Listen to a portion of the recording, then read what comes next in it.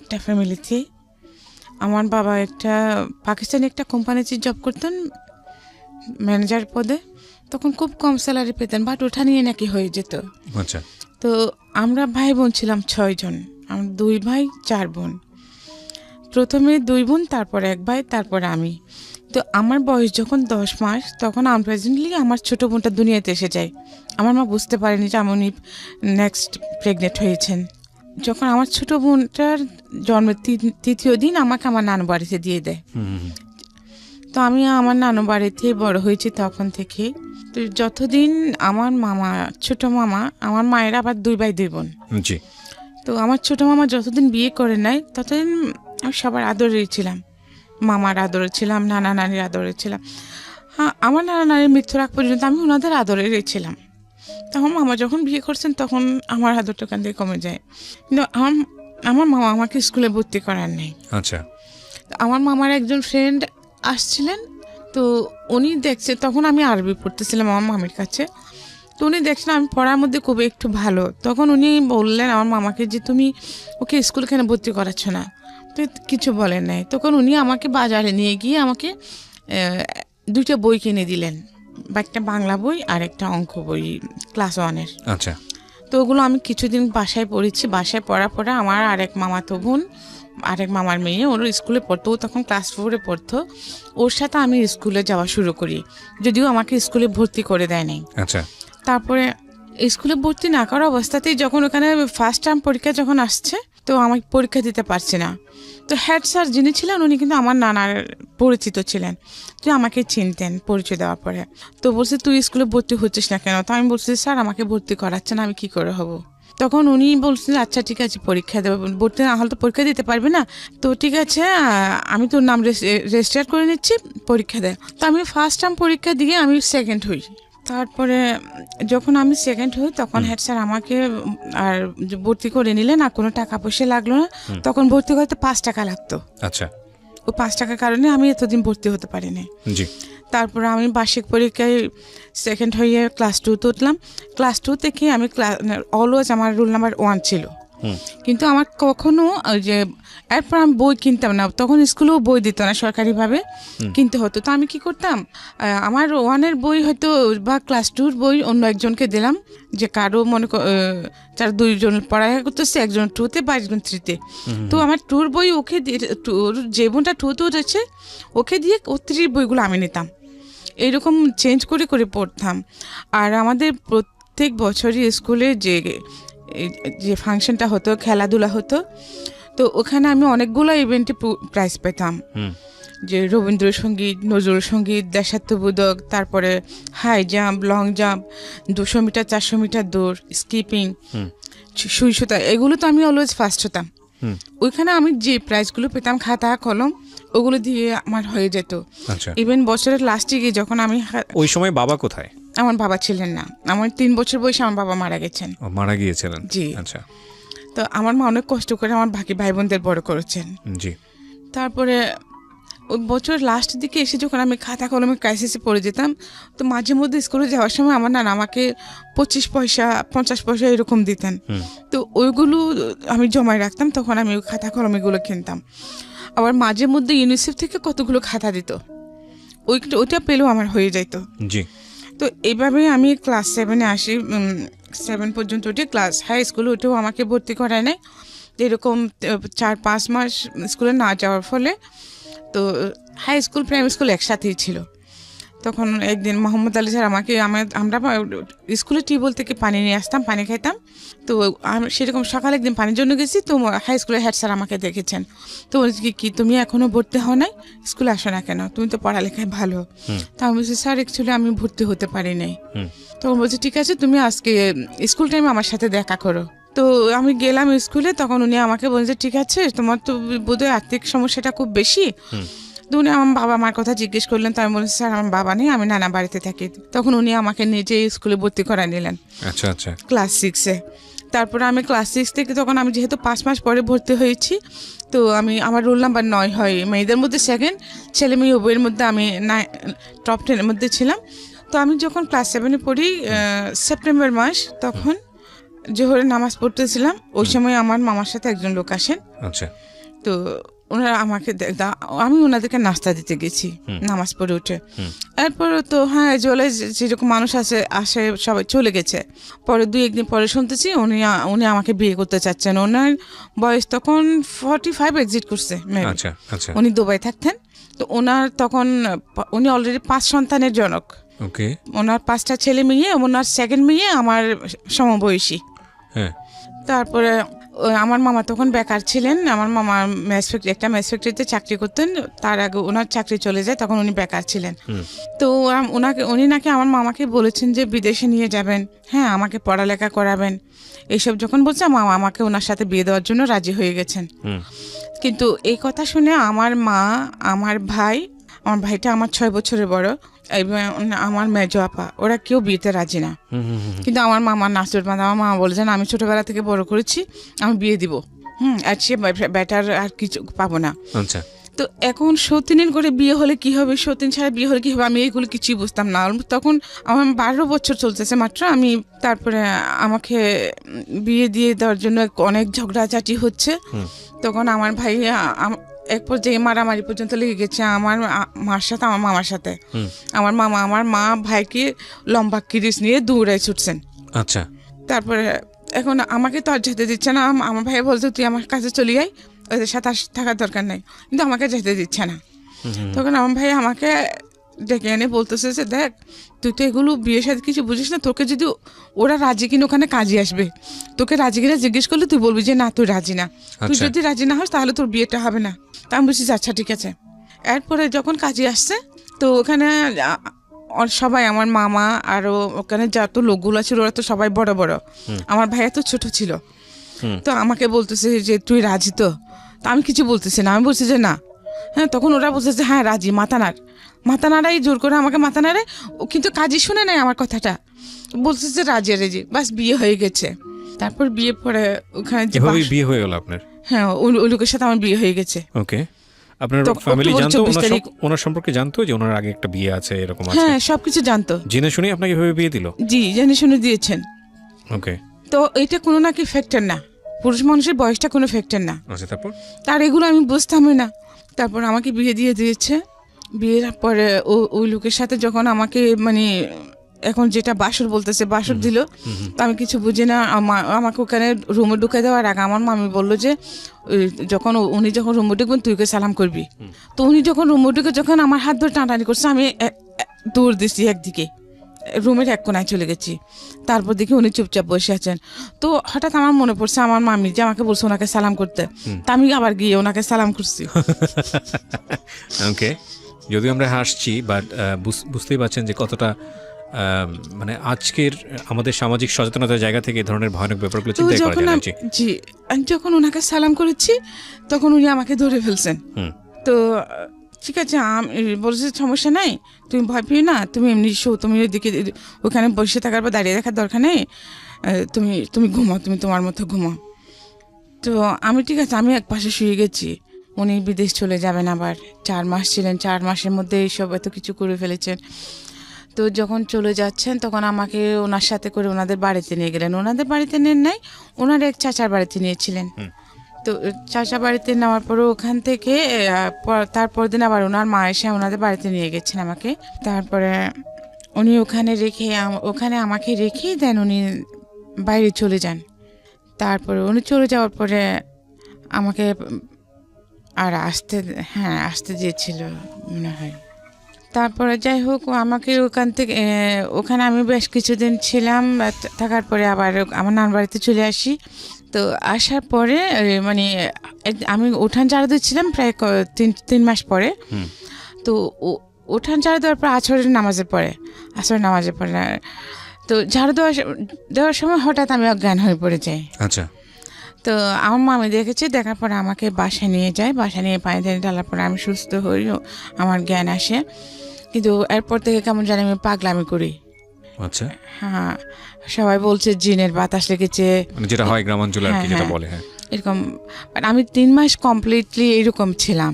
আচ্ছা। হ্যাঁ, কিন্তু এর মধ্যেও যে উনি যে আমাকে পড়ালেখা করাবেন বলেছিলেন, বাট উনি কিন্তু আমাকে পড়ালেখা আর করার নেই।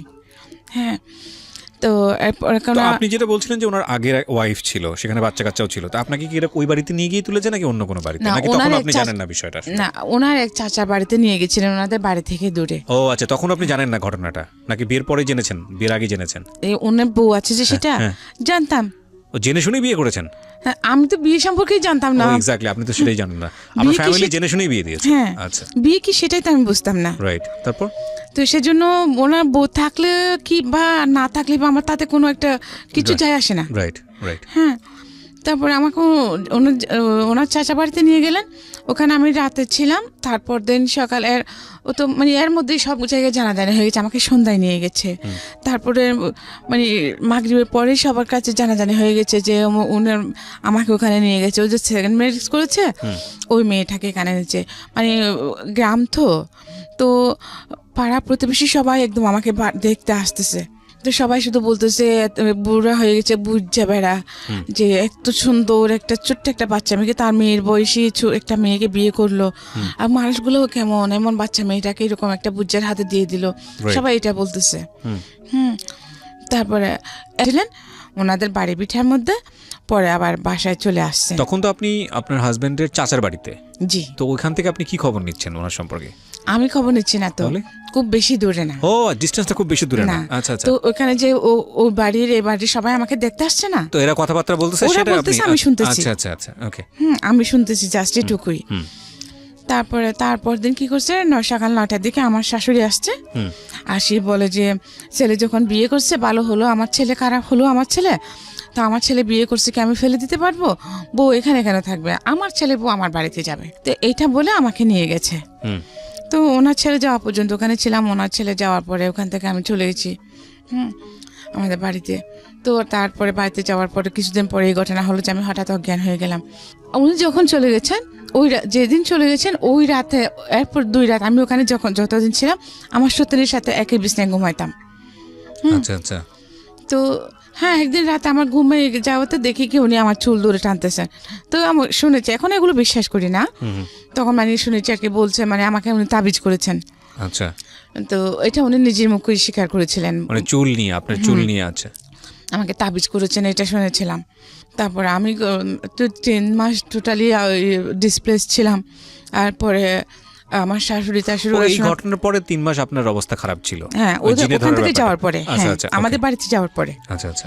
তারপরে আবার কেমন কেমন করে জানি ওই ওজা টোজা এনে আমাকে ভালো করেছে, সুস্থ করেছে, ঠিক আছে। এরপরে এগুলো সে শুনছে, আমি চিঠি লিখে জানিয়েছি। হ্যাঁ, তো তারপরে আমি চলে আসছি, আমার তো এখানে ছিলাম। হঠাৎ এক রাতে দেখি কি উনি আসে আমাকে ডাকতেছেন 4 মাস পরে। মানে আপনার হাজবেন্ড? হ্যাঁ, উনি বিদেশ যাওয়ার 4 মাস পরে আবার ব্যাক করেছেন। কোন দেশে থাকতো জানি? কোন দেশে? সৌদিতে থাকতেন। সৌদি আরবে। আল-আকসা। আচ্ছা, আল-আকসাতে। হ্যাঁ। তারপরে যখন ডাকছে উঠি, দরজা খুলে দিচ্ছি। তারপরে বাড়ির সবাই উঠেছে, তো বলছে যে আমি মানে কালকে আসছি, কালকে চলে এসেছি। তো এরপরে উনি আপ ডাউন করতেন, 2 মাস ছিলেন। 2 মাস পরে যাওয়ার সময় আবার আমাকে ওনাদের বাড়িতে নিয়ে গেলেন। এর মধ্যে কিন্তু আমি ম্যাচিউর হয়ে যাই। তো উনি আমাকে ওনাদের বাড়িতে নিয়ে গেলেন। বাড়িতে নেওয়ার পরেও আমি কিছুদিন ছিলাম, কিছুদিন থাকার পর আমাকে তো উনি ওখানে রেখে চলে যান। পরে বুঝতে পারি যে মানে যে আমার প্রেগনেন্ট। আপনি কনসিভ করেছেন, এটা বুঝতে পারেন? কনসিভ করেছি। আচ্ছা, বয়স কত তখন আপনার? আমার 14 বছর বয়স। 14 বছর। 7 বছর বয়সে বিয়ে হওয়ার পরে আপনি 14 বছর বয়সে ওনার সঙ্গে 4 মাসের দেখা, আমি ঠিক বুঝতে পারছি না, মানে এত ছোট গ্যাপটা কিভাবে হয় আসলে? ওনার সাথে আমার বিয়ে হয় তখন আমার 12 বছর 2 মাস। আচ্ছা। হ্যাঁ, তো এরপর উনি অনেকদিন বাড়িতে ছিলেন। থাকার পরে যে ওই যে আমি হাসপাতাল নিল, থাকার পর উনি আবার দেশে বাইরে চলে গেলেন। আপনি বলছেন যে 7 বছর বয়সে আপনাকে দেখতে আসে, তাহলে ওটা কোনটা? আমি তো ক্লাস 7 এ, 7 বছর কি করে? ও আচ্ছা আচ্ছা, right. I am extremely sorry, আপনি তখন ক্লাস 7 এ। আমার নিজেরই ভুল হয়েছে, ঠিক আছে, সমস্যা নেই। আমি ক্লাস 7 এ তখন। ঠিক আছে, একদম ইউ আর পারফেক্ট। রাইট, বলেন তারপর। আমি কিন্তু জানতাম না যে প্রেগনেন্ট হয়েছে এটা, কিন্তু আমার খুব বমি হচ্ছিল, মাথা ঘোরাচ্ছিল। তখন এই আমার চাচি শাশুড়ি বলতেছে আর কি, আমার চাচি শাশুড়ি, আমার বড় যা, ওরা বলতেছে যে ছেলে আসতেছে এগুলো বললো। তার মধ্যে আমার না খুব বেশি জ্বর হয় তখন, যে বমি, মাথা ঘোরানোর সাথে জ্বর হলো। 105 হয়ে যায় জ্বর। তো ওনাদের ওখানে এলাকায় একটা ইমরান ডাক্তার নামে একজন ডাক্তার ছিলেন, ওনাকে এনেছেন। উনি যে পেশেন্টকে দেখেন ওখানে ওনাকে গ্লুকোজ স্যালাইন দেবেন, ওই যে কি ওখানে কি একটা ইঞ্জেকশন দেন, ওটা দিলে মাথা ঘুরায়, ইঞ্জেকশন স্যালাইনটা দিলে ভালো সুস্থ রোগীও অসুস্থ হয়ে যায়, মাথা ঘুরায়। এই কি যেন একটা ইঞ্জেকশন দেন ওখানে।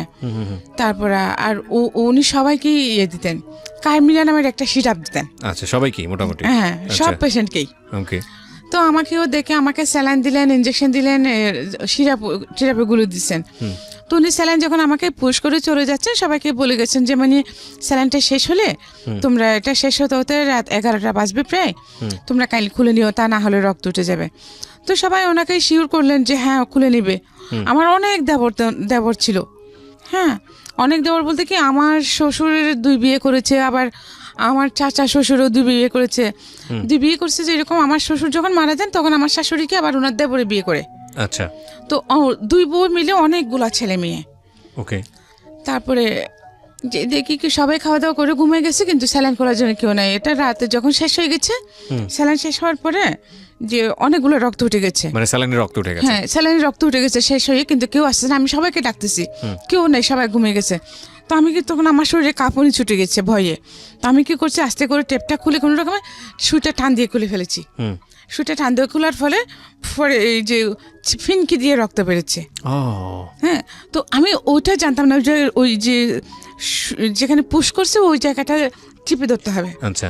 তারপরেও আমি কি জানি কেন জানি যখন ব্লাড বেরোচ্ছে তখন আমি চেপে ধরেছি। তারপর কিছুক্ষণ পরে ব্লাড বন্ধ হয়ে যায়।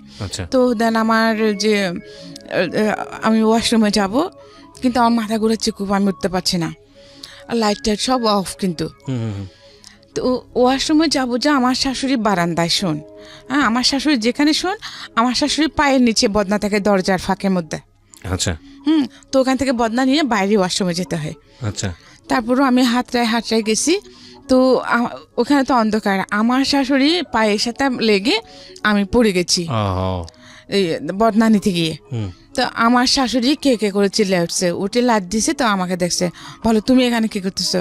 তো আমি বলছি মা আমি ওয়াশরুমে যাব সেজন্য, কিন্তু আমার ওই যে মাথা ঘুরাচ্ছে, আমি পড়ে গেছি, বদনা কুস্তি গিয়ে আপনার পায়ের সাথে লেগে পড়ে গেছি।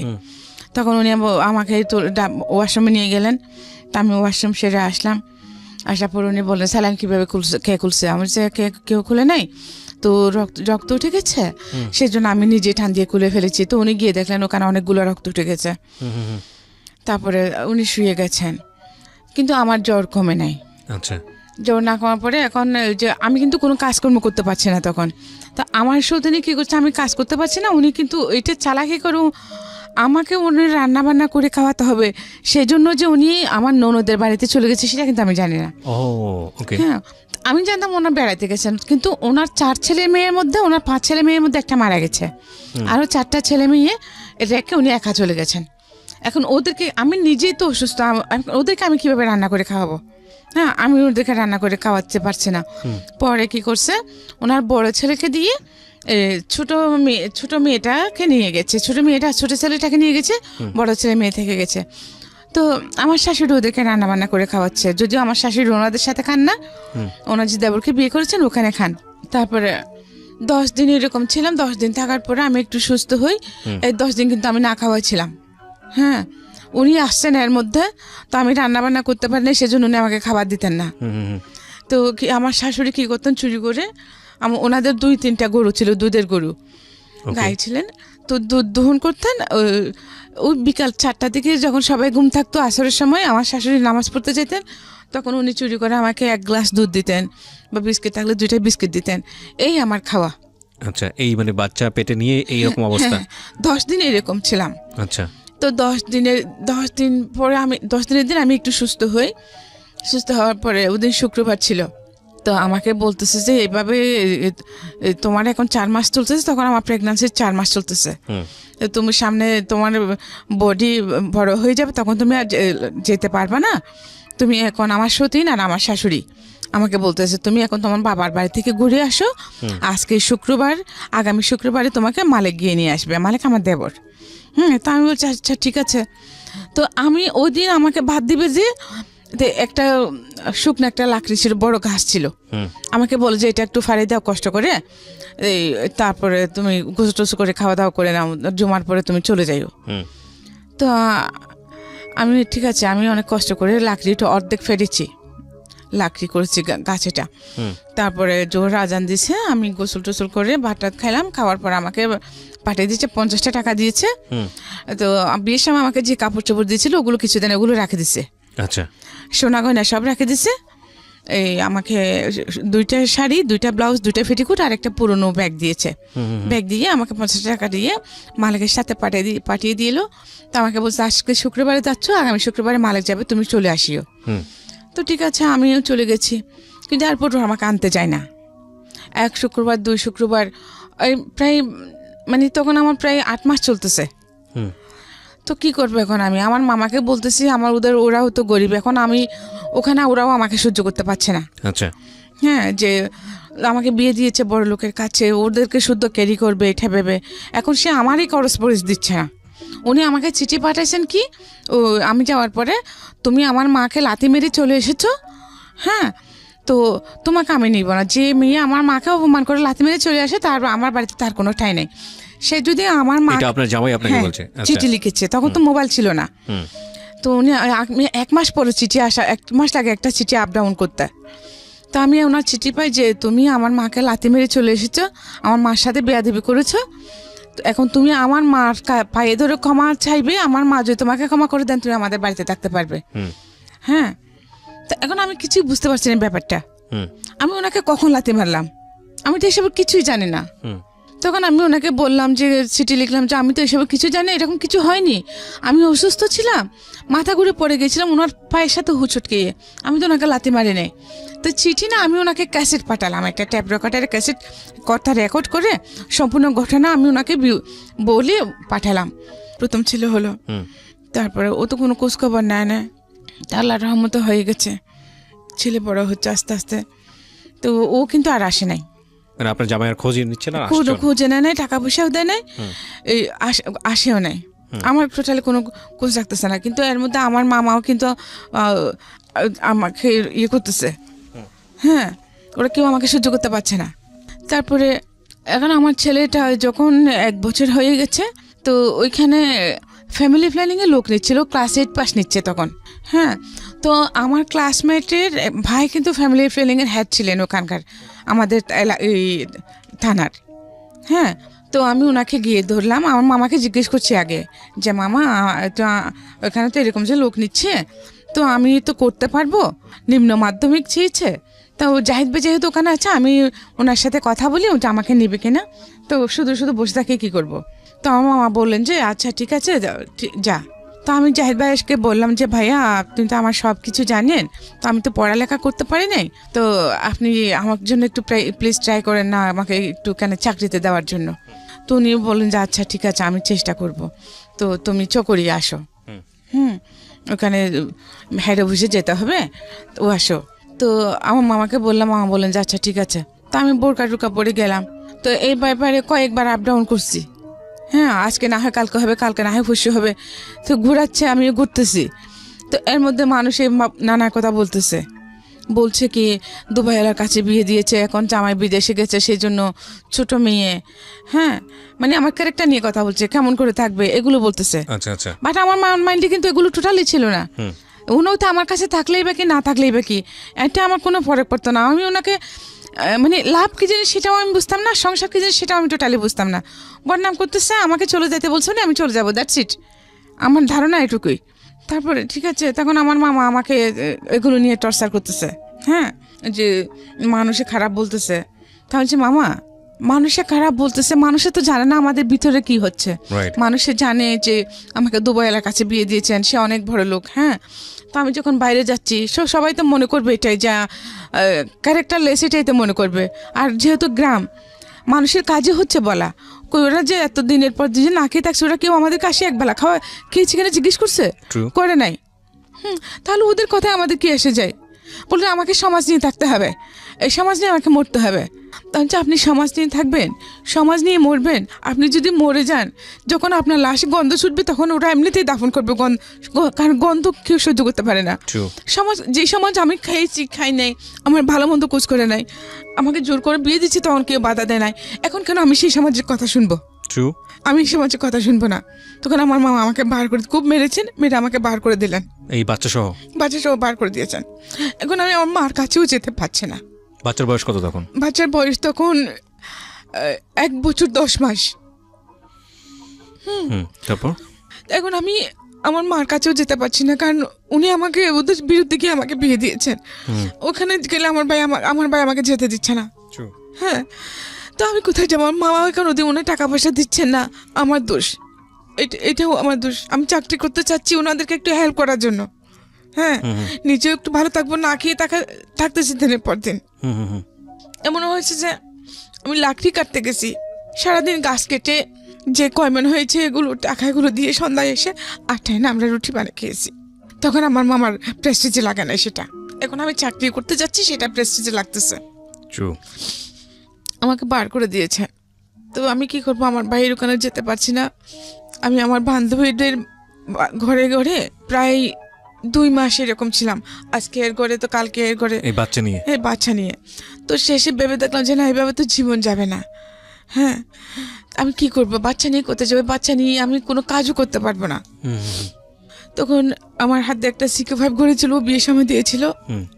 এই ঘড়িটা বিক্রি করে একটা রেড কাউ দুধের টিন নিয়েছি। তখন 65 টাকা ছিল রেড কাউ দুধের টিনটা নিয়ে একটা হিন্দুর ঘরে আমার মাকে ডেকে এনে আমার ছেলেটাকে দিয়ে দিলাম। দিয়ে বলছে, মা তুমি ওকে দেখো, আমি শহরে চলে যাই। হ্যাঁ, এখানে আর কী বা করবো? দেখি ওখানে গার্মেন্টসে বলো মানুষের চাকরি করে, গার্মেন্টসে চাকরি করবো। আমাদের এলাকার একটা ছেলে বলেছিল এটা। মা বলেছে ঠিক আছে। আমি আমাকে দিয়ে কান্না করে করে শহরে চলে আসুন এর সাথে, ওই ছেলেটার সঙ্গে। হ্যাঁ, পাড়া তো চাচাতো ভাই লাগে। আচ্ছা। তো উনি এনে আমাকে লালদিঘির পাড়ে হোটেল আলফা তাদের তুললেন। আচ্ছা। তো বলছে যে এখন তো সাদেখানে আমার কোনো আত্মীয় স্বজনও নাই, তো তোকে নিয়ে আমি কোথায় থাকবো? ওই কক্সবাজার থেকে চিটাগাংয়ে আসলেন। হ্যাঁ, তো যে কদিন বাচ্চাটা আপনার মায়ের কাছে। হ্যাঁ, যে কদিন চাকরি না হয়, চাকরি তো আসার সাথে সাথে হয় না, খুঁজতে হবে। তো চাকরি যে কদিন না হয় আমরা এখানে থাকি। তো ঠিক আছে, থাকলাম। তো রাতে দেখি উনি আমাকে ফোর্স করছেন ওনার সাথে ফিজিক্যাল হওয়ার জন্য। হ্যাঁ, তা আমি বলছি যে না, আমি এরকম করবো না, আপনি যদি আমাকে জোর করেন আমি চিৎকার দেবো। হ্যাঁ, তো উনি কিছু করেন নাই। সকালে উঠে উনি নাস্তার জন্য যাচ্ছেন বলে আমাকে হোটেলে ফেলে উনি চলে গেছে হোটেল 2 তলায়। তো এখন আমি কি করবো? আমার হাতে তো কোনো টাকা পয়সা নেই, আমি হোটেলে বেরিয়ে বা থেকে দেবো, কি করব?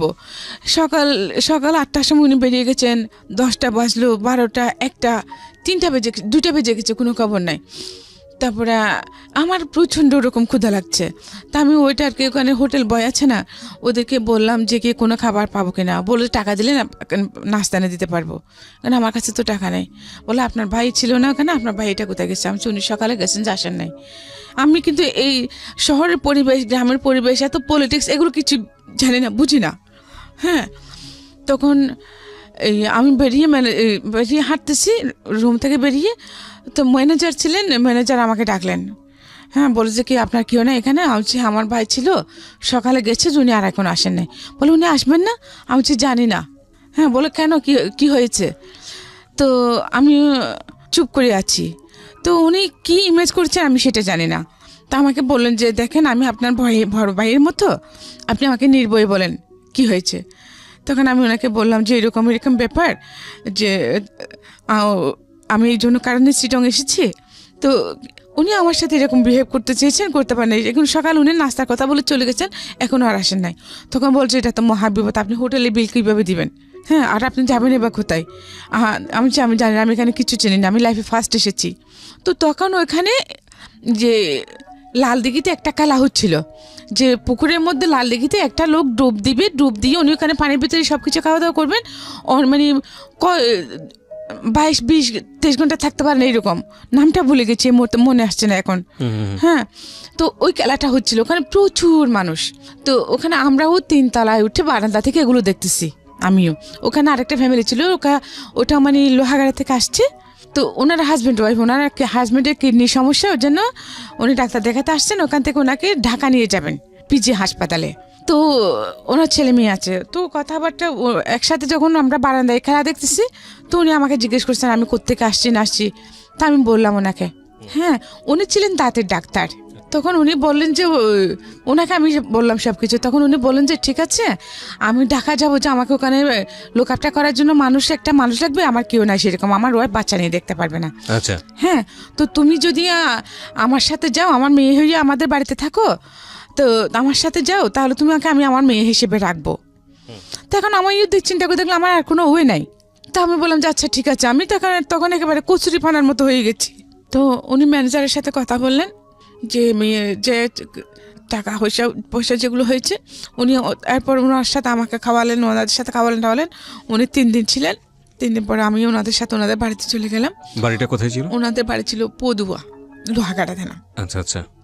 তারপরে উনি কিন্তু এটা ওনার সেকেন্ড ওয়াইফ ছিল। ওনার আরেকটা ওয়াইফ আছে, ওটা কক্সবাজার থাকে। ওনার ওইকারও ছেলে 2টা ও আর মেয়ে আছে। ওনার ছেলে দুটোটাই দাঁতের ডাক্তার। হ্যাঁ, তো ওনার ছোটো ওয়াইফের কাছে আমাকে নিয়ে গেছেন। ছোটো ওয়াইফ, উনি মহিলাটা অসম্ভব রকম ভালো ছিলেন। আমাকে একদম থেকে ওনার নিজের মেয়ের মতো করছেন। পুরো সংসার দায়িত্ব আমাকে দিয়ে দিয়েছেন। আমি যেটা বলি সেটা আমার সবকিছু আমার হাতে সঁপে দিয়েছেন। রান্না বান্না, ওনার ঘরে সব কিছু আমি সামলাচ্ছি সব, আমি ওরম বড় মেয়ের মতো। জি। কিন্তু ওনার সন্তানের একটা মেয়ে ছিল সেখানে, ওনার সাথে রেহানা নাম। ও ক্লাস 9-এ পড়তো তখন।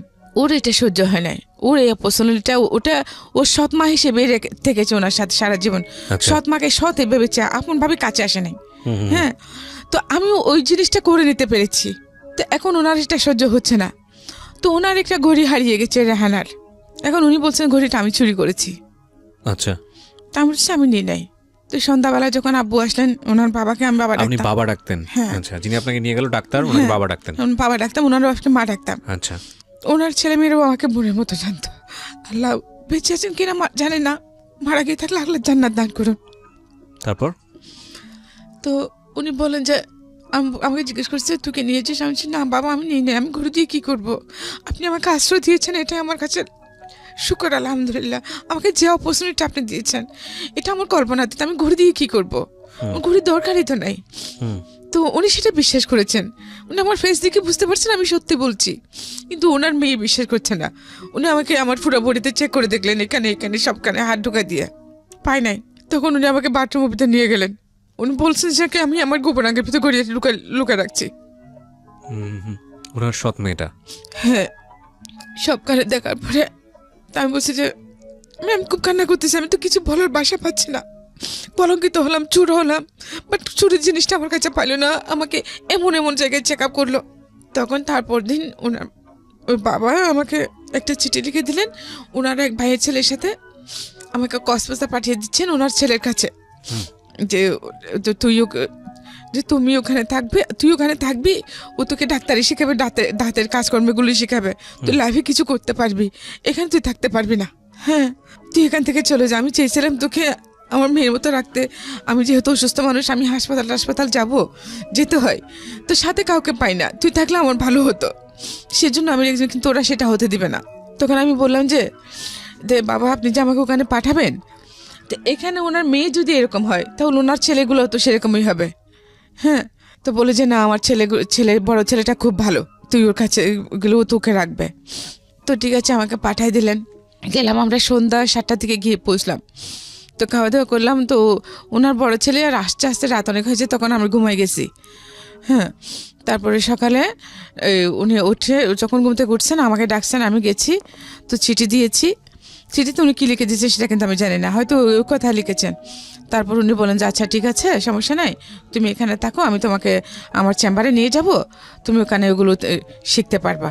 তো ঠিক আছে, সকালে উনি আগে চলে গেছেন। তারপরে আমাকে মানে একটা লোক দিয়ে, ওনার ছোটো ভাই মনে হয় সেটা, আমাকে নিয়ে গেছেন। এরকম কয়েকদিন ছিলাম। এরপরে দিকে আরেকদিন আমি যখন ওনার চেম্বারে গেছি, ওখানে মানে কীভাবে দাঁত বানাবে এগুলো দেখতাম, গরম পানি দাও দিতাম, এটা করো ওইটা করো। উনি যখন চিকিৎসা করতেন তখন আমি ওনার সাথে থাকতাম, যে ওখানে যে যন্ত্রপাতিগুলো লাগতো ওগুলো ওনাকে দিতাম আর কি, এরকম করতাম। তারপরে দেখি হঠাৎ একদিন 11টার সময় ভাবি ওখানে উপস্থিত চেম্বারে। তো উনি বলছেন যে ওনার একটা মেয়ে ছিল তখন, উনি বলছেন যে কি আমিও আজকে থেকে এখানে চেম্বারে থাকবো। তো স্যার, আমি ওনাকে স্যার ডাকতাম আবার। তো স্যার বলেন যে কেন? বলে না, ও যখন এখানে থাকবে তোমার সাথে কাজ করবে, আমিও এখানে থাকবো, আমি বাসায় যাব না। তো উনি বুঝতে পারছেন কি উনি সেটা কেন বলেছেন।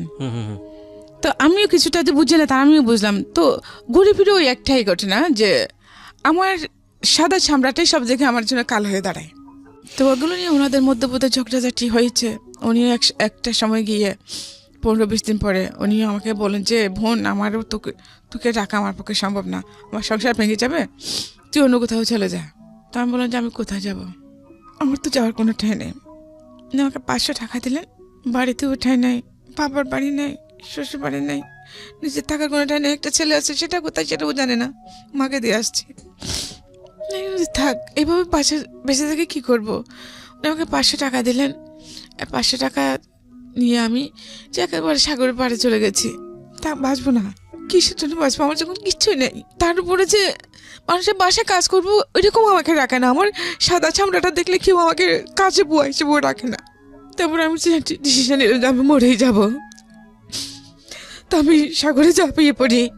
তখন দেখতে পাচ্ছিলাম দূর থেকে একটা স্পিড বোট আসতেছিল, ছোট স্পিড বোটগুলো 2জন লোক ছিল, ওরা আমাকে তুলে নিয়েছে। লোকটা ছিল খ্রিস্টান, জন ব্যাপটিস্ট নাম, উনি মেরিন ইঞ্জিনিয়ার ছিলেন। পরে জেনেছি উনি আমাকে তুলে নিয়ে কক্সবাজার সদর হাসপাতালে নিয়ে গেছেন। 2 দিন ওখানে টাকা পরে সুস্থ হয়ে করে উনি আমাকে জিজ্ঞেস করলেন তুমি কেন সুইসাইড করতে চাইছো? আমি বলছি আমি বেঁচে থেকে বা কী করবো, আমি কি হয় দুনিয়াতে, যেখানেই যাই সেখানেই আমার জন্য বাধা, কিভাবে বাঁচবো আমি? তখন উনি বললেন যে তুমি কি আমার কথা শুনবা? যে কি শুনবো, সবাই তো আশ্বাস দেয় যে যেটা বলে সেটা করি, ফলাফল তো সে জিরোই, আর কি শুনবো? তা আপনিও হয়তো সেরকমই কিছু করবেন, ব্যতিক্রম কিছু তো হবে না। বলে যে না, সেরকম কিছু না, আমার 2টা বোন আছে। আমার একটা বোন সিটং সিটিতে থাকে জামাই নিয়ে, তার 2টা ছেলে আছে, সে গার্মেন্টসে চাকরি করে ফিরিপুটে। তুমি যদি আমার সাথে আমাদের বাড়িতে চলে যাও, আমার 2 বোন তখন ওনার কাছে গেছে, বল দূর আছিস কেন? আর ওখান থেকে একটা লোক ছিল, ওই লোকটাকে আমি স্যান্ডেল দেখাইছিলাম, কারণ আমি ওনাকে দেখে ভয় পেয়েছি সেজন্য। যাই হোক, উনি আমাকে কিছু করেন নাই। উনি অসম্ভব রকম সুন্দর ছিলেন, লোকটা অসম্ভব সুন্দর, কিছু করেন নাই। আমি চাকরি করতেছি, এর মধ্যে আমাকে যে এক লোক আমাকে তুলে নিয়ে আসে। কিভাবে ঘটনাটা? তখনও মানে ওই দিন আমাদের প্রোডাকশন ছিল না। হ্যাঁ, লাঞ্চ আওয়ারে ছুটি দিয়ে দেয়, লাঞ্চ আওয়ারে না, লাঞ্চের পরে 3টার দিকে ছুটি দিয়ে দেয়। তো আমরা চলে আসতেছি, হঠাৎ একটা মাইক্রো নিয়ে আসি, ওই লোকগুলো আমাকে তুলে নিয়ে যায়। তুলে নিয়ে যাওয়ার পরে জানতে পারি যে ওনার আমি মানে আমার পরে যে আমার বিয়েটা হলো আর কি, ওনার নাম।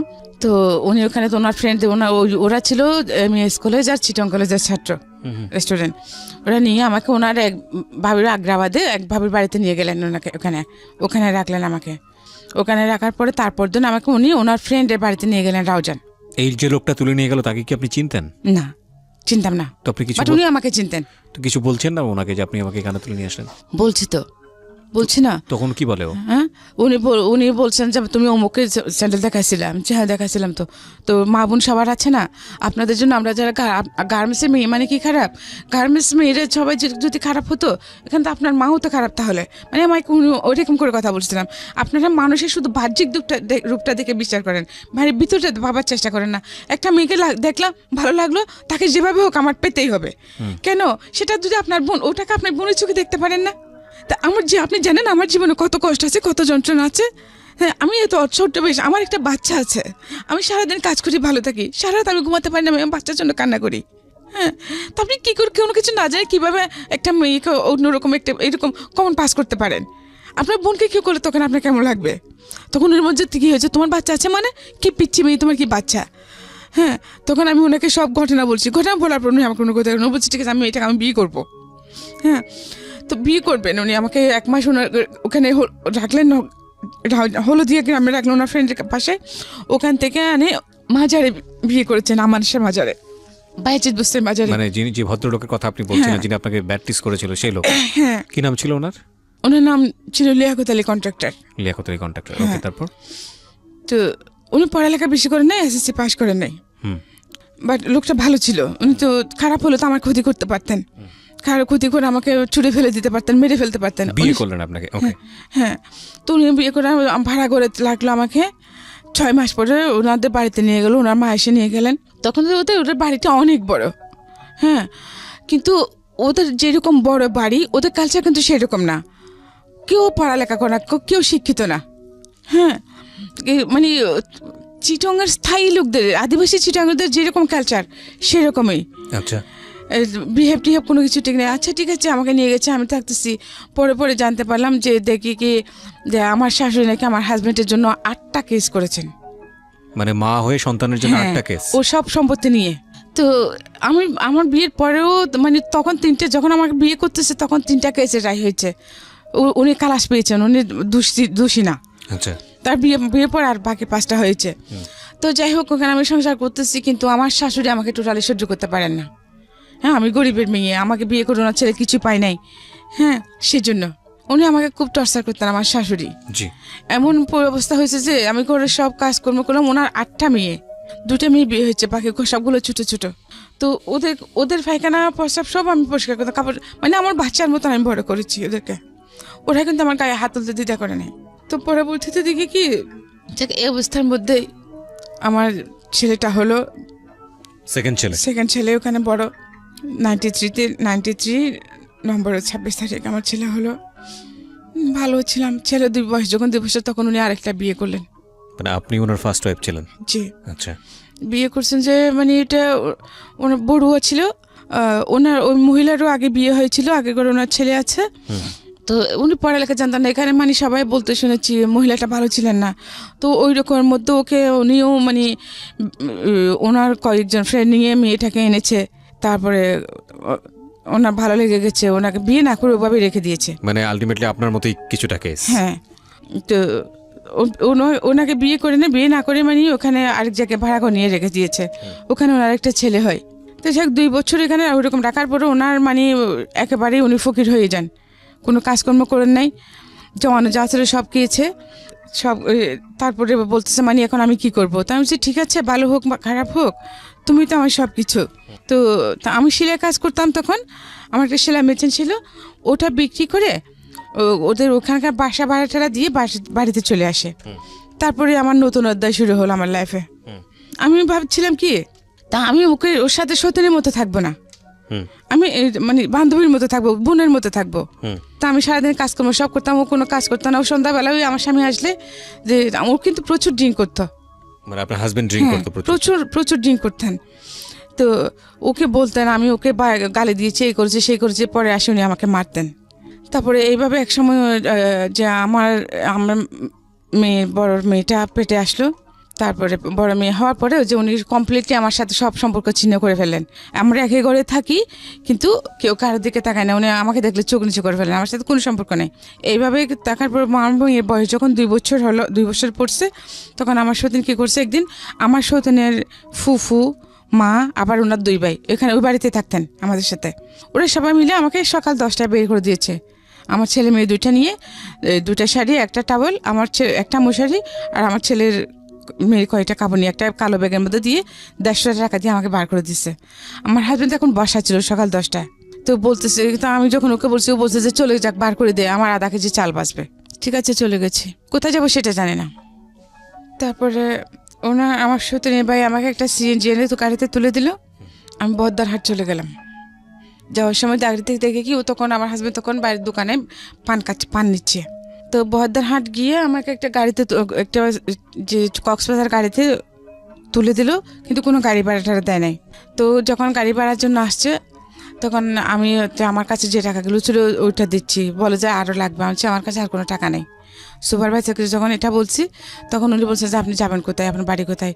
তখন আমি বাড়ির কথা বললাম, বাড়ির ঠিকানা বললাম, যে আপনি তো আমাদের এলাকার মেয়ে, ঠিক আছে আপনার বাড়ি। এর আগে কি আপনি আর বাড়ি যাননি? এই যে বাড়ি থেকে বের এত বছরের মধ্যে 8 বছর হয়ে গেছে এর মধ্যে। এই 8 বছর পরে বাড়ি যাচ্ছে? হ্যাঁ 8 বছরের মধ্যে আমাকে বাড়িতে যেতে দেয় নাই। মানে আপনার ছেলেটা তখন আপনার মায়ের কাছে কি অবস্থায় আছে আপনি জানেন না? জানে কোনো খোঁজ খবর জানে না। বড় ছেলেটা। আর তখন আপনার এই ঘরে হচ্ছে কয় ছেলে মেয়ে? 2টা ছেলে মেয়ে। 2টা ছেলে মেয়ে। তখন আপনি নিজের সাথে আপনার সাথে কি একটা মেয়ে শুধু? হ্যাঁ না, আমার ছেলে আবার মেয়ে দুটোটাকে আমাকে দিয়ে দিছে। দুজনকে আপনাকে দিয়ে দিয়েছে? আমার মেয়ের বয়স তখন 2 বছরে পড়ছে আর কি। ছেলের বয়স 5 বছর, ছেলে 6 বছর, মেয়ে 2 বছর। আচ্ছা, তারপর এখন আমি চিন্তা করতেছি এত বছর পরে আমি যে বাড়িতে যাব, কিন্তু কে আছে না কেউ জানে না, কিছু জানে না। তখন তো আমাকে বের করে দিয়েছিল, এখন আমাকে কিভাবে অ্যাকসেপ্ট করবে? হ্যাঁ, তো এটা চিন্তা করতে করতে কী করছি, আমি আমার মায়ের নানার বাড়িতে চলে গেছি। আমার মায়ের নানা বাড়িতে যাওয়ার পরে ওখানে সব বললাম যে আমি পরিচয় দেওয়ার পরে আমাকে চিনেছে আমার মামারা, মানে আমার আম্মুর মামাতো ভাইয়ের বউ। তো আমি ওখানে থাকলাম। তো ওরা বলতেছে তুই কোথায় গেছিস, কোথায় হারিয়ে গেছিস, যে সবাই তোকে সব দিকে খুঁজতে, তোর মা তো পাগলের মতো হয়ে গেছে, হ্যাঁ তোকে খুঁজতে খুঁজতে এমন কোনো জায়গা না তোর জন্য হাজিরা দেখে না যে কী অবস্থায় আছে। কিন্তু এর মধ্যে গিয়ে খবর পাই কি আমার নানা মারা গেছেন, আমার নানি মারা গেছেন, যারা আমাকে মা বাবার মতো বড় করেছেন। আমার মামা 2টাও মারা গেছেন, আমার মামাতো ভাই মারা গেছেন, আমার চাচা ছিলেন উনি মারা গেছেন, আমার 2টা ফুফু ছিল, 2 ফুফুই মারা গেছেন এই 8 বছরের মধ্যে। শুধু আমার মা ছিল। সবকিছু বলার পরে আমার ওই মামি কি করছে, আমার মামাতো ভাই থেকে আমাদের বাড়িতে পাঠিয়েছে। যে দেশের পরিস্থিতি কীরকম এখন সেটা তো জানি না। তারপরে ওনার ছেলেকে পাঠাইলেন যে আমার মাকে যেন চুপি চুপি বলে আমি আসছি। তারপরে খবর বিকেলে আমার মা ওর সাথে চলে আসে, আমার মামাতো ভাইটার সাথে চলে এসেছে, যে সাথে আমার ছেলেও ছিল। এই ফার্স্ট 8 বছর পর আমি আমার ছেলেকে দেখলাম। মানে তখনকার যে ফিলিংসটা, সমস্ত কষ্ট আমি ভুলে গেছি। আমার কোনো কষ্ট ছিল না তখন, যখন আমি আমার ছেলেটাকে দেখছি। আমি গিয়ে আমার ছেলেকে ছড়াই ধরে, বড় হয়েছে মাশাআল্লাহ, স্বাস্থ্য ভালো, মোটামুটি ভালোই আছে। 8 বছর পরে মাকে দেখলাম, ছেলেকে দেখলাম। ওই দিন আমার মা ওখানে ছিল। তারপর দিন আমার মা আমার ছেলেকে নিয়ে চলে এসেছিল, আসতে চাচ্ছিল না। তো আম্মু বলে যে চলে যাই, হ্যাঁ আগে ওদিকে দেখি পরিস্থিতি কীরকম, কী করি, তারপরে তো মাকে নিয়ে আসবো। হ্যাঁ ঠিক আছে, চলে গেছে। তো আমাকে বলেছে মা যদি আমাকে ওখানে নিতে না পারো, হ্যাঁ তাহলে আমি কি করব? তো আমার মামা বলে যে চিন্তা করিস না। তারপর সাথে আমাকে আরও একজন মহিলা দিলেন সিনিয়র। তো ওনার সাথে সাথে আমি ফিল্ডে যাইতাম কাজ করার জন্য। তো এরকম করতে করতে আমি কয়েকটা পলিসি করি, কয়েকটি বিমা করি, কয়েকজন মানুষকে বিমা করাই। তো করানোর পরে ওখানে থেকে আমি কিছু টাকা পয়সা পাই।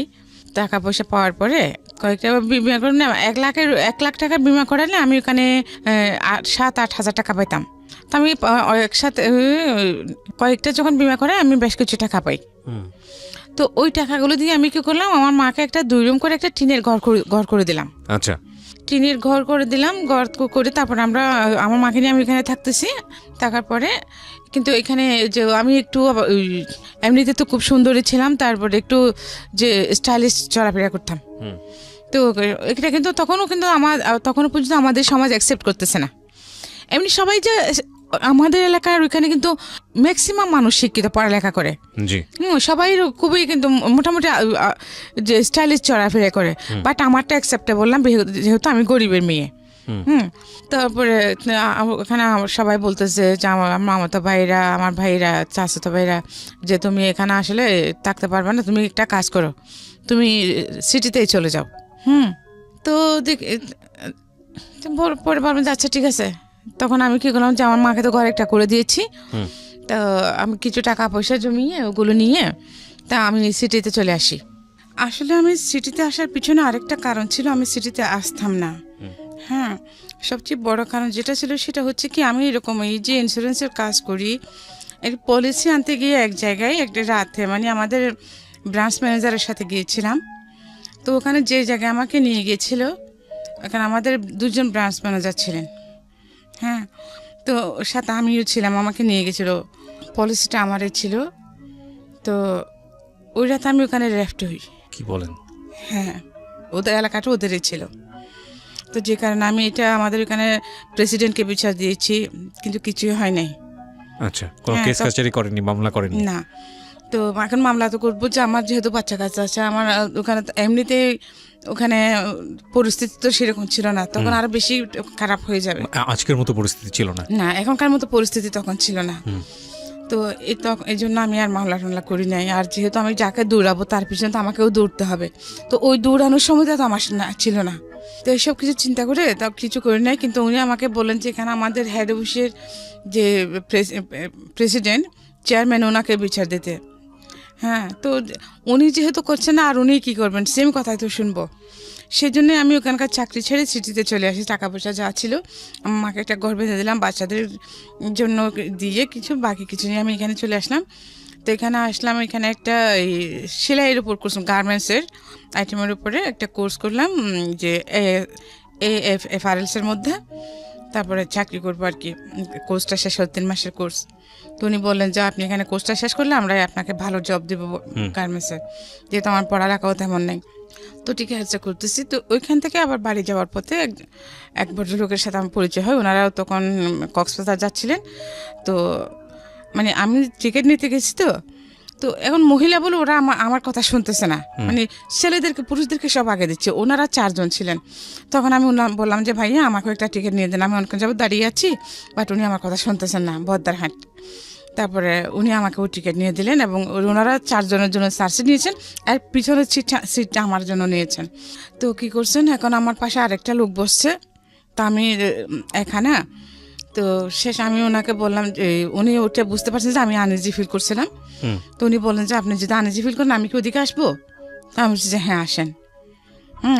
ওনার সাথে কথাবার্তা বলে একটু পরিচয় হয়েছে ওনাদের সাথে। তো আমি বলছি ঠিক আছে আপনি আসেন। তখন ওই ভদ্রলোকের তুলে দিয়ে উনি আসি বসলেন ওখানে। তো ওনার সাথে পরিচয়, তারপরে মাঝখানে গাড়ি বিরতি নিল, ওখানে খাইতে নামলাম আমরা। ওনারা বলেন মানে আমি শুদ্ধ খাবো। নেমেছি, কিন্তু যে রেস্টুরেন্টে আমরা খেতে ঢুকেছি ওখানে আমার বড় আপার দেবর ছিল একটা। আচ্ছা। তো উনি আমাকে যখন দেখছেন, উনি খেয়ে উঠেছেন, আমাকে দেখার সাথে সাথে উনি অর্ডার দিয়ে দিয়েছেন আমার জন্য। তখন আমি আরও তাদের সাথে খাই নাই, ওখানে খাইলাম। তো ওনারা যখন ফ্রেশ হয়ে আসছেন, তো আপনি খেতে বসছেন, আমি হ্যাঁ, আমি পরিচয় করে দিলাম। ও যে আচ্ছা ঠিক আছে। তো উনি আমাকে আমার চিটংয়ে আমি যেখানে শিখি ওখানকার অ্যাড্রেস নিয়ে নিয়েছেন। আমি অ্যাড্রেস দিয়েছি, উনি বলছেন আমরা 4 দিন থাকবো ওখানে, 4 দিন পরে চলে আসবো। কি শেখা ওটা? এই যে গার্মেন্টসের উপরে, মানে সেলাই কোর্স, গার্মেন্টসের আইটেমগুলোর উপরে। আচ্ছা আচ্ছা। প্যান্ট এগুলো। মানে এতদিন ছিলেন হলো বীমা কোম্পানিতে, এখন চলে যাচ্ছেন গার্মেন্টসে। হ্যাঁ, মানে এই ঘটনার পরে। জি। তা বাট ওই জিনিসটা আমাকে খুব করে খাইতো সারাক্ষণ, যে সেই ছোটবেলা থেকে শুধু আমার এই যে আমার স্কিনটার জন্য আমি সব প্রতি মুহূর্তে বাধাগ্রস্ত হয়েছি। আমার প্রতি আমার একটা ঘৃণা এসে গেছে, ইভেন পুরুষ জাতটার প্রতি আমার টোটালি ঘৃণা এসে গেছে। হ্যাঁ, আমি পুরুষদেরকে টোটালি সহ্য করতে পারতাম না। যেখানে এরপর থেকে আমি এমনই ক্রেজি হয়ে গেছিলাম যে কোনো ছেলে আমাকে রাস্তাঘাটে কিছু হলে চিজ করলে, আমি পারি বা না পারি, আমি ওদেরকে মারামারি করতে নামে যেতাম। আমি এরকম হয়ে গেছিলাম। মেরেছি, অনেক মারামারি করেছি। ইভেন আমার মেয়েগুলোকে যে আমি এত বড় করেছি, এলাকার মধ্যে আমি যেখানে আছি সেখানে আজকে 20 বছর চলতেছে। আমি একদম সিঙ্গেল মাদার হিসেবে বড় হচ্ছে না বাচ্চাদেরকে। আজ পর্যন্ত আল্লাহর রহমতে কেউ কিছু আমার মেয়েদের দিকে চোখ তুলে তাকাতে পারেনি। বিকজ আপনার অভিজ্ঞতা আছে, আপনি ধরনের ঘটনা ফেস করেছেন, আপনি জানেন যে আমি চাই না আমার মেয়েদেরকে ধরনের কিছু ফেস করতে হোক। যেমন আমার ছোট মেয়েটা, তা আল্লাহর রহমতে আপনি দেখছেন, ওকে কোনো একটা ছেলে যদি কিছু বলে, ও সাথে সাথে আমার মেয়েগুলো আমাকে বলে, বন্ধুর মতো বড় করেছেন। মানে আপনার নিজের জীবনের অভিজ্ঞতা কাজে লাগিয়েছেন। মাশাআল্লাহ, আপনার 2 মেয়ে অসম্ভব সুন্দর দেখতে। আপনি ওই জায়গাটা একটু যান, গল্পের ধারাবাহিকতায় আমরা সামনের দিকে আগাই। যেটা বলছিলেন যে আপনি ট্রেনিং নেওয়ার জন্য যাচ্ছেন সিটিতে, এরপর আমি বাড়িতে গেলাম। তখন বাড়িতে গিয়ে আমার ছেলে মেয়েদেরকে দেখে 2-3 দিন পর আমি চলে আসলাম। তারপরে আমি একদিন ক্লাস করতেছি, ওইটা আমি দেখে গিয়ে যে ভদ্রলোকের সাথে আমার গাড়িতে পরিচয় হয়েছিল উনি ওখানে হাজির। তো আমার ক্লাস শেষ করে, আমার 2টা পর্যন্ত ক্লাস ছিল, আমি ক্লাস শেষ করে বের হলাম। তো ওনার সাথে গেলাম, উনি বলছে আপনি এখানে থাকেন কোথায়? তো আমি বলছি যে কি, আমার এক বান্ধবী আছে এখানে, আমার এক ক্লাসমেট ছিল, ওর বাসা আছে এখানে, ওর হাজব্যান্ড ইঞ্জিনিয়ার, আমি ওর ওখানে আছি আপাতত। পরে যেহেতু আমার এখন টাকা পয়সা, আমার চাকরি বাকরি হয় নাই, এখন পেইং গেস্ট হিসেবে আছি, পরে কোথাও উঠবো। তো কেন জানো, এরপর মানে ওনার সাথে মাঝে মধ্যে প্রায় সময় দেখা সাক্ষাৎ হতো। তো উনি আমাকে বললেন যে আপনার যদি অসুবিধা হয়, এরকম ফাইন্যান্সিয়াল ক্রাইসিসে, আপনি আমার খালা আছে আল করেন ওখানে, আপনি ওখানে থাকতে পারেন। হ্যাঁ, টাকা পয়সা যার আগে সব আমি দিব। আচ্ছা তো আমার ফ্রেন্ডের বাসাতেও দেখতেছি তেমন একটা মানে ও তো সংসার করতেছে। হুম তো আমি বলছি আচ্ছা ঠিক আছে, গেলাম ওখানে। তো ওনার খালার সাথে ওখানে থাকলাম। অনেক দেখার পরে আস্তে আস্তে এই আমার একটা জব হলো কোথায়, 2 নম্বর গেটে একটা গার্মেন্টসে। জি পার্সোনালে আমি ঢুকলাম। তো দেন আমি ওখান থেকে ওনার খালার ওখান থেকে চলে গেলাম। আমি আলাদা একটা বাসা নিলাম, তাও সাবলেটে একটা, কারণ ফ্যামিলি একা তো থাকতে পারবো না, যেহেতু সাবলেটে থাকলাম। তো আমার বাচ্চারা কিন্তু গ্রামেই ছিল। জি তো এই লোক কিন্তু আস্তে আস্তে যে আমার প্রতি দুর্বল হয়ে গেছেন, কিন্তু আমি ওনাকে টোটালি পাত্তা দিতাম না, বা এই ধরনের কোনো আলাপে ওনার সাথে হতো না। হ্যাঁ, জাস্ট দেখা সাক্ষাৎ হলে কেমন আছেন, ভালো আছি, কী করতেছেন, এটুকুই। কিন্তু উনি যে আমার প্রতি আকৃষ্ট হয়ে গেছেন এটা আমি জানতাম না।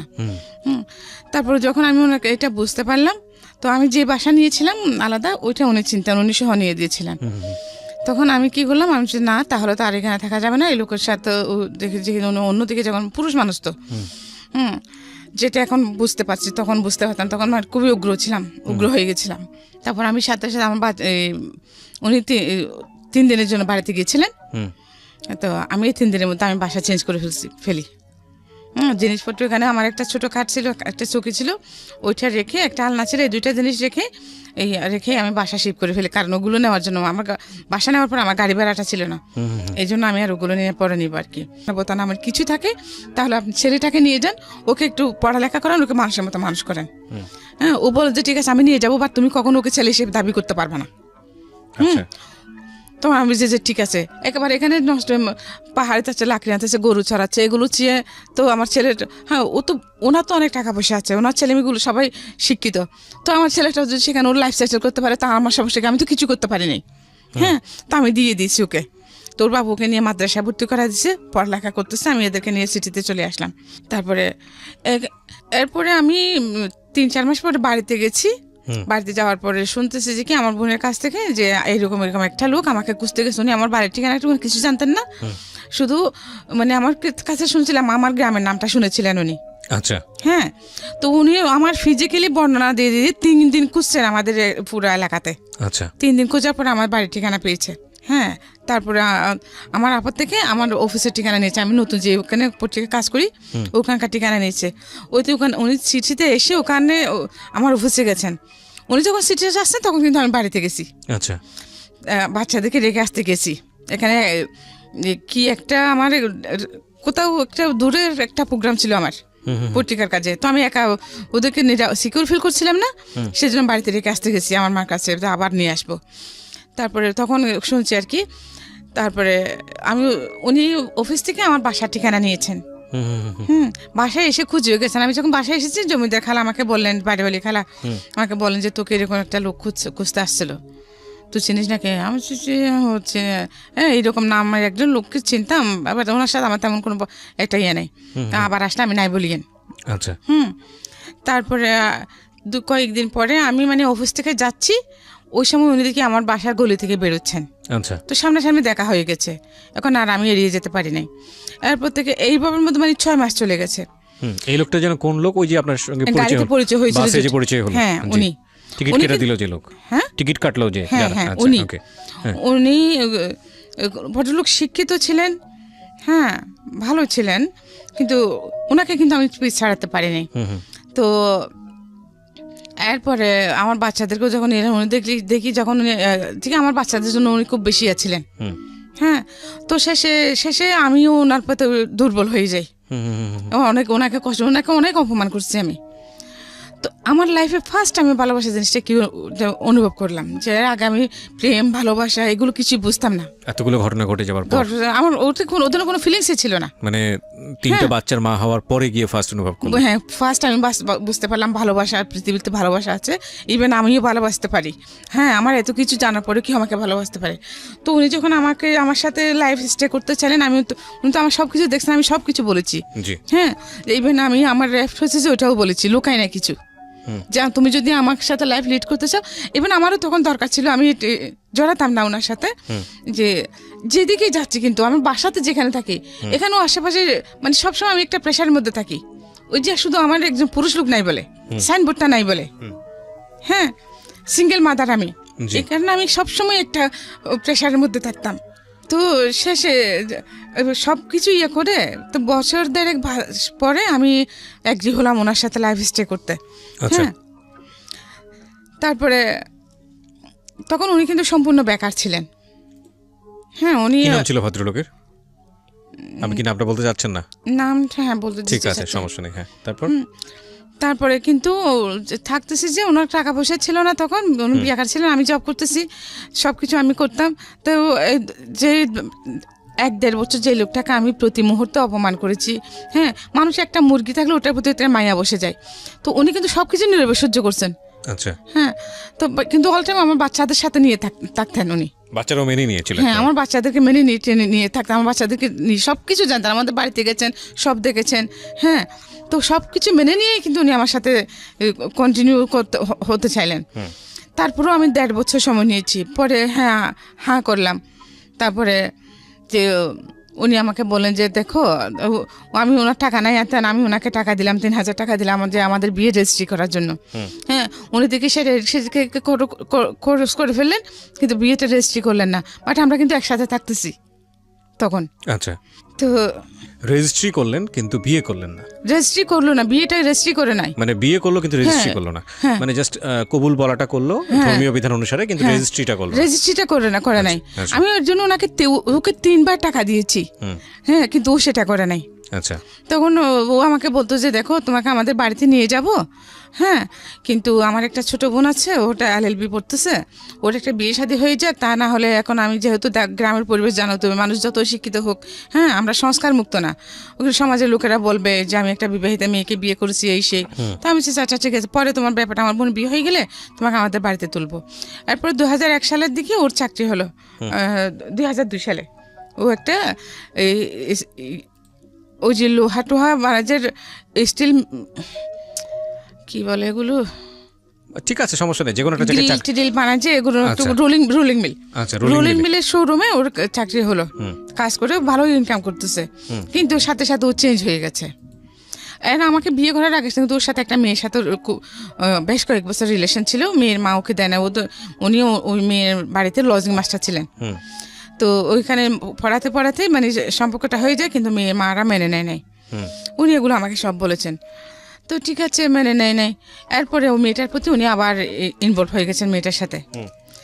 তো আমার একটা বদ অভ্যাস আছে কি, আমার অনেকগুলো ব্যাঠে বেড়েছে, তার মধ্যে একটা হলো কি যে আমি নিজের চোখে না দেখে এবং নিজের কানে না শুনলে কখনো কারোর কথা বিশ্বাস করি না। এটা খুব ভালো অভ্যাস। এখনো আমি এরকমই। আচ্ছা। তো ওরা আমাকে বলতো, আমি শুনতাম, বাট আমি কখনোই ওকে সার্চ করি না এটা নিয়ে। একদিন আমি এরপরে কিছুদিন আগে যখন চাকরি হয়, তখন আমরা দুজন একসাথে বেরিয়ে যেতাম। ও একদিকে চলে যেত, আমি একদিকে চলে যেতাম, দুজনের ওই দুদিকে। তারপরে আবার আসার সময় কিন্তু আমাকে ফোন করতো, অফিসে ফোন করতো। তো আমি বলছিলাম তুমি বের হচ্ছ, হ্যাঁ বের হতাম, তারপর দুজন একসাথে আসতাম এরকম। তারপরে দেখি কি ও কিছুদিন যাবো তাই আমার সাথে যাচ্ছে না, একটা না একটা বাহানা দিয়ে বাসা থেকে যাইতো। হ্যাঁ, মেয়েটাকে রাখার কিছুদিন মাস 2 পর থেকে। তারপরে আমি কিন্তু ওটা মাইন্ডে টোটালি ছিল না, কারণ আমার মতো একজন ওয়াইফ থাকতেছে, এইরকম একটা মেয়ের দিকে চোখ দেবে প্রশ্নই আসে না। আচ্ছা। এটা আমি বিশ্বাস করতাম না, কারণ হ্যাঁ আমি হতে পারে আমি পড়ালেখা কম, বাট আমি যেহেতু বিভিন্ন রকম মানুষের সাথে আমি যে স্মার্ট কম ছিলাম না, কথাবার্তা সব দিক দিয়ে আমি মোটামুটি ভালোই তো ছিলাম, ওর জন্য পারফেক্ট ছিলাম। হ্যাঁ, আমাকে দেখলে তো এখন পর্যন্ত কেউ বলেন যে আমার এত দুঃখ কষ্ট বা আমি গরিব, এটা কেউ বিশ্বাস করতে চায় না। হ্যাঁ, যে আমার অ্যাটিটিউড দেখে মনে হয় না আমি গরিব, এটা মনে হয় না, এটা কেউ বিশ্বাস করে না। ওই দিন আমার বাংতি টাকা ছিল না, গাড়ি ভাড়া দিব যে, তো আমি কিছু দূর এসে গেটের কাছাকাছি এসে আবার ফিরে গেলাম। ফিরে গিয়ে যে মানে গেছি, মানে ওর থেকে টাকা নিব আর কি, খুচরা টাকা নিব গাড়ি ভাড়া দেওয়ার জন্য। তো দরজা তো এমনি আবজানো ছিল, হুক লাগায় নাই, ঠেলা দিয়েছি ঢুকে, যে আমার ছেলে মেয়ে দুটোটা ভিতরের রুমে, সামনের রুমে দেখি ও মেয়েটাকে জড়িয়ে ধরে চোখ বন্ধ করে আছে, মেয়েটা ওকে জড়িয়ে ধরে দাঁড়িয়ে আছে দুজনে। বাসার কাজের মেয়ে? হ্যাঁ, আমার বাসার কাজের মেয়ে আর আমার হাজব্যান্ড। একজন একে অপরকে জড়িয়ে ধরে দাঁড়িয়ে আছে, দুজনের চোখ বন্ধ। তখন মানে আমার মাথা ঘুরে উঠছে। তো আমি ওকে নাম ধরে ডাক দিলাম, ডাক দেওয়ার সাথে সাথে ও চমকে মেয়েটাকে ছেড়ে, যে মেয়েটাও মাথা নিচু করে দাঁড়িয়ে থাকছে। ও প্রথমে কিছু মতো বলছে তোর ছেলে বলছে যে তুই আমাকে চেক দিতে আসছিস না, পাঠটা কিন্তু আমার মাইন্ডে, আমি কিছু টাকার জন্য। তারপরে এটা বলে ও কি করছে, আমাকে এরকম করে ধরে ধাক্কা দিচ্ছে যে আমি নিচে পড়ে গেছি সিঁড়ি থেকে, সাথে সাথে অজ্ঞান হয়ে গেছে। আমার এখানে প্রচণ্ড আঘাত লাগছিল। তারপর ও কিন্তু আমাকে প্রচণ্ড টর্চার করতো, খুব বেশি মারতো। তারপর আমি ওকে প্রচণ্ড রকম ভালোবাসতাম, আমাকে যেরকম মারতো ওরকম ভালোবাসতো। ভালোবাসাটা আমি ওর কাছে শিখেছিলাম। ভালো আমাকে মারার কারণ হচ্ছে ও আমাকে খুব সন্দেহ করতো। তো এই ঘটনার পরে কি দাঁড়ালো, কি করলেন? এই ঘটনার পরে তো ওটা আমাকে ওই অবস্থার মধ্যে ফেলে পাশে বাসার একজন লোককে সহ ধরে নিয়ে আমাকে বাসায় ঢুকে দিচ্ছে। বাসায় ঢুকে দিয়ে ওর চাকরিতে চলে গেছে। তো তারপরে আমার 11টার দিকে যখন আমার সেন্স আসছে, তখন দেখি কি আমার ছেলে মেয়ে দুইটা আমার বুকের উপর পড়ে আছে, ঝুঁকি আছে আমার মুখের দিকে। তারপরে আমি অ্যাপ্রন পড়তাম অফিসে যাওয়ার সময়। আমি হ্যাঁ, তো ওইভাবেই আমি উঠলাম। ওঠার পরে ওদেরকে জিজ্ঞেস করছি, ওরা বলছে যে ওরা আব্বু ডাকতো। আচ্ছা, হ্যাঁ, ওর তো আব্বু তো চলে গেছে। তখন ওই দিন কিন্তু আমার ওখানে মিটিং ছিল, ইমার্জেন্সি মিটিং, যে বাইরে থেকে ইন্ডিয়া থেকে ডেলিগেট আসবে। হ্যাঁ, তারপরে আমি চলে গেলাম। চলে যাওয়ার পরে আমাকে বস খুব রাগারাগি করলেন, তো আপনি কি হয়েছে আপনার? কিন্তু ও যে আমাকে টর্চার করতো, ওগুলো দাগ টাগ থাকতো, ওগুলো অফিসে সবাই জিজ্ঞেস করতো। আমি এখানে ব্যথা পাচ্ছি, সেখানে ব্যথা পাচ্ছি বলতাম।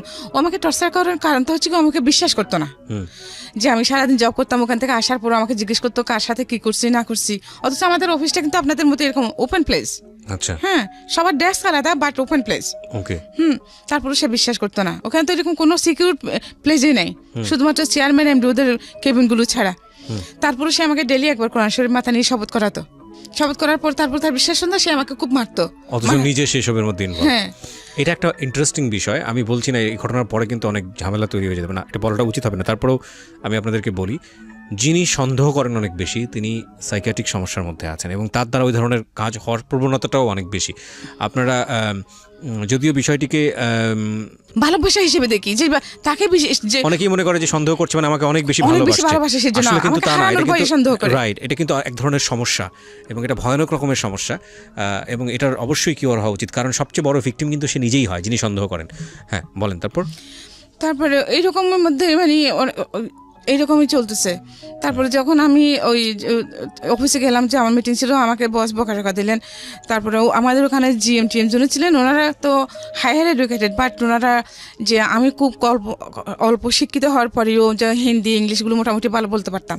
হ্যাঁ, তো একদিন এরকম মিটিংয়ের মধ্যে ইন্ডিয়া থেকে যে 4জন ডেলিগেট আসছে, ওদের সাথে কথা হলো। ম্যানেজার জিএম স্যার বুঝতে পারছিলেন না, বুঝতে পারছিলেন না। দেন আমি বাংলায় ভাষণ করে দিচ্ছিলাম চেয়ারম্যান স্যারকে। তখন থেকে মানে এইরকম বিদেশি যেগুলো ডেলিগেটগুলো আসতো আমি হ্যান্ডেল করতাম। তো পরে আমি চেয়ারম্যানের পিএস হয়ে যাই। হ্যাঁ, মানে আমাকে পিএস করে নেন। তারপরে হ্যাঁ, ভালোই চলতেছে। কিন্তু তারপরে যখন দেখতেছে যে মানে ওর যখন টাকা পয়সা আসতেছে, হ্যাঁ, ও যে বাইরে আমি যেখানে চাকরি করতাম, হ্যাঁ, ওখানকার চেয়ারম্যান কিন্তু ওখানে কেউ বিশ্বাস করতো না আমার বিয়ে হয়েছে। আচ্ছা, ওনার যিনি চেয়ারম্যান ছিলেন, উনি বাংলাদেশের একজন খুবই পরিচিত ফিগার, আমি নাম বলছি না, এখনো আছেন। তো ওনার 3টা ছেলে। তো ওনার এখানে তো লন্ডন, আমেরিকা, এখানে বাংলাদেশ, তো ওনার বাড়ি সব আছেই, ওনার বিভিন্ন দেশে ওনার বিজনেস আছে। তো উনি আমাকে দেখে, আমার এই দেখে ওনার ভালো লাগলো। উনি আমাকে আমাদের ইয়েকে বললেন, আমাদের একজন মার্কেটিং ম্যানেজারকে বললেন আমাকে বিয়ে করার কথা। ওনার সিটিংয়ের মধ্যে যে ওনার বাড়ির ওনার আছে যেগুলো আছে, উনি আমার নামে করে দেবেন, এবার আমার ছেলে মেয়ে দুটো ইয়ে করে দেবেন, আমার নামে করে দেবেন। আমি যেন ওনাকে বিয়ে করতে রাজি হই। ওনার 3টা ছেলে, কোনো মেয়ে নাই। তো আমি বলি যে না, আমি তখন তো ওনাকে ভালোবাসি, আমার আমি রাজি হই নাই। এবং আমার এরকম অনেক, তখন যখন আমি সিটিতে আসি আমার অনেক এরকম ইয়ে ছিল, কিন্তু আমি কখনো ওইদিকে ফিরে তাকাইনি। এগুলো আমি আবার ওর সাথে শেয়ার করতাম। তো এই কারণে কিনা জানি না, সে আমাকে কিন্তু প্রচুর সন্দেহ করতো এবং টর্চারও করতো। ডেলি একবার কোরআন শরীফ মাথা নিয়ে শপথ করাতো, তারপরে বিশ্বাস করতো না। তো আমার ছেলে কিন্তু ওই জিনিসটা ওর মাথার মধ্যে ঢুকে গেছে। এমনকি আমি যখন বাড়িতে যেতাম, হ্যাঁ, আমার হাজব্যান্ড ওর সাথে যে পাবলিক বুথ থেকে কথা বলতাম, মোবাইল ছিল না, ওর মোবাইল ছিল, আমার ছিল না। পাবলিক বুথে গিয়ে ওর সাথে কথা বলতাম, বা ফোন বাসায় নিয়ে যেত, মোবাইল বাসায় নিয়ে যেত, এরকম। হ্যাঁ, তো ও আমার সাথে বাড়িতে কথা বলতেছে, এখানে আশেপাশে আমাদের আশেপাশে যে ভাড়াটিয়ার আছে, আশেপাশে ভাবিদেরকে বলতেছে কি দেখানো, ওরা যখন আমাকে মারতো, সবাই বলতো না যে কেন এরকম করেন আপনি সবসময় ডেলি। হ্যাঁ, তো বলতো যে আমার চরিত্র খারাপ। হ্যাঁ, তখন উনি কি করতে আমার সাথে বাড়িতে গেলে আমার সাথে ফোনে কথা বলতো, এদিকে আশেপাশে ওদেরকে বলতো যে কি দেখেন ও এখন ওর অন্য পুরুষ নিয়ে হোটেলে রাত কাটাচ্ছে। আমি তো যাচ্ছি, ওদেরকে বলে গেছি বাড়িতে যাচ্ছি, হুম। ভাবি কোথায় যাচ্ছেন, ভাই বাড়িতে যাচ্ছি, একটু আমার বাসা থেকে খেয়াল রাখেন। হ্যাঁ, কিন্তু ওইরকম বলতো। এখন আমি জানতাম না, পরে একদিন এক পাশের বাসার ভাবি আমাকে বললো যে দেখি ভাবি আপনি এরকম জানতাম না, হ্যাঁ উনি এত সুন্দর এত ভালো রকম একজন মানুষ, উনি কেন আপনাকে, উনি তো নাকি আপনাকে এই কারণে মারেন। আমার এখনই মানে আমার মাথাগুলো চেক কথা শুনে, হ্যাঁ মানে এই ধরনের ব্যাপারগুলো লেগে থাকতো। তো যাই হোক, ও আমাকে বেশ কয়েকবার এমআর করিয়েছে। হ্যাঁ, তারপরে দ্য লাস্ট মোমেন্টে বেশ কয়েকবার ও আমাকে ফেলেও চলে গেছিলো। আচ্ছা, যে বিভিন্ন মেয়েদেরকে নিয়ে, তারপরে আবার যখন যে বুঝতে পারতো বা ওরা যখন ওকে ছেড়ে চলে যেত তখন সে আবার আমার কাছে চলে আসতো। এরকম 3বার হয়েছে। এরপর আমি আর ওকে জায়গা দিই। আচ্ছা। আমি প্রথমে যখন সাফার সাথে যখন কথা হয় আমার, তখন আমি ব্যাপারগুলো কিন্তু ওকে বলি নাই। আচ্ছা, সাফা মানে ওনার আরেকজন না আপনার অ্যাসিস্ট্যান্ট সাফওয়ান। হ্যাঁ, সাফওয়ান। আচ্ছা, সাফওয়ান আপনাকে যখন ফোন দিয়েছিল তখন বলেননি বিষয়গুলো? বিষয়গুলো বলিনি, কারণ তখন বাসাতে ছিলাম। হ্যাঁ, তখন ওনার সঙ্গে ছিলেন আপনি? না, তখন আমরা বাসায় ছিলেন? আমি বাসাতে, সাফওয়ানের সাথে যখন আমার কথা হয় তখন তো আমি বাসাতে ছিলাম। আচ্ছা, আশেপাশে অনেক মানুষজন। সাফওয়ান, এখানে অনেকেই কনফিউজ হয়ে যাবেন প্রিয় শ্রোতা। আপনারা যখন এখানে ফোন করেন, আমাদের প্রোগ্রামের আরেকজন টিম মেম্বার হচ্ছে সাফওয়ান, সে ডিরেক্টলি আপনাদের সঙ্গে স্টোরি নিয়ে কথা বলে। উনি আসলে তার কথাই বলছেন। হ্যাঁ, বলেন। তো আমি ওনাকে ব্যাপারগুলো বলি নাই শর্টকাট মধ্যে। হ্যাঁ, আচ্ছা। তো এর জন্য একটা গ্যাপ থেকে যেতে পারে বা ভুল বোঝাবুঝি। ঠিক আছে, সমস্যা নাই, বলুন। তারপরে ও কিন্তু বাচ্চা নিতে চাইতো না। আমাকে আশেপাশে সবাই বলতো যে ভাবি একটা বাচ্চা নেন, তা না হলে একটু যে কোনো সময় আপনাকে ছেড়ে চলে যাবে, এই যে এরকম করতেছে। কিন্তু যতবারই আমি কনসেপ্ট করতাম ও আমাকে এমআর করে ফেলতো। হ্যাঁ, তারপরে এট দ্য লাস্ট মোমেন্টে আমার মেয়েটা, আমি যখন কনসেপ্ট করি আমার মেয়েটা হয়, তখন ও আগের যে ওর ছিল, লাভার ছিল মেয়েটা, ওর সাথে হয়েছে, অ্যাড হয়েছে। হ্যাঁ, তখনও চেয়েছিল আমাকে, অনেক ওষুধপত্র খাওয়াছিল ওইটা নষ্ট হয়ে যাওয়ার জন্য, কিন্তু আল্লাহর কি হুকুম হয় নাই। তারপর যখন আমি 5 মাসে প্রেগনেন্ট, তখন সে আবার আমাকে ফেলে চলে যায় ওই মেয়েটার কারণেই। ওই মেয়ের ভাই, ওরা যখন ও কি করছে, ওই মেয়ের গার্ডিয়ানরা কি করছে, ও ওদেরকে বলছে যে বিয়ে করে নাই। হ্যাঁ, তো আমি যখন আমি খবর পাচ্ছি তখন আমি ওদের বাড়িতে ফোন করছি। আচ্ছা, মেয়ের বাড়িতে। তখন ও মেয়ে বিশ্বাস করে না আমার কথা, বলছে উনি যদি তোমার হাজবেন্ড হয় তাহলে তুমি ওনাকে নিয়ে আমার বাড়িতে আসো। আচ্ছা, আমি কেন তোমার বাড়িতে আসবো? তোমার যদি প্রয়োজন হয় তুমি নিজে এসে জাস্টিফাই করে যাও, তোমার প্যারেন্টসদেরকে নিয়ে এসে তুমি জাজ করো, আমার কি দরকার আসছেন। তারপর ওনার ওয়াইফ, তারপর ওই যে মেয়েটা, মেয়ে সহ মেয়ের বড় ভাই, মেয়ের মা, হ্যাঁ মেয়ের বোন, সবাইকে নিয়ে আসছে। আচ্ছা, দুইবার আসছে। এখন দ্বিতীয়বারের মধ্যে কি করছে, তখন সন্ধ্যাবেলা ছিল, দ্বিতীয়বারের মধ্যে ওনারাও বসে আসছে আমার বাসায়। হ্যাঁ, ওই সময় আমার হাজবেন্ড আসছে। আর আসে যখন ওদেরকে দেখছে, উনি পিছনে তো উড়ে পালা গেছে। হ্যাঁ, তারপর ওরা দেখছে, ওরা বিশ্বাস করছে তখন যে হ্যাঁ এটা আসলে তোর মিথ্যে বলেছিলেন। তখন ওই মেয়েটাও বিশ্বাস করছে। হ্যাঁ, তারপর ও মেয়ের সাথে ও মেয়ে আর ওকে বিয়ে করে নেয়।